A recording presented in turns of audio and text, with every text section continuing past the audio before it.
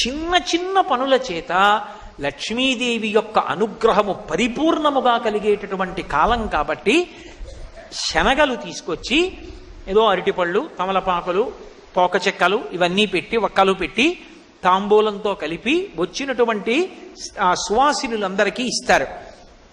ఇల్లంతా మంచి శోభస్కరంగా ఆ రోజంతా కూడా లక్ష్మీప్రదంగా గడుస్తుంది. ఇది వరలక్ష్మీ వ్రతము యొక్క కల్పము అని లక్ష్మీదేవి చెప్పిందని పార్వతీదేవికి పరమేశ్వరుడు చెప్తే, శౌనకాది మహర్షులకు సూతుడు చెప్తే, వ్రతం చేసేటప్పుడు బ్రహ్మస్థానంలో ఉన్న బ్రాహ్మణుడు చెప్తే, వచ్చే ఏడాది బాగా చేసుకోవడానికి మీకు నేను చెప్పాను.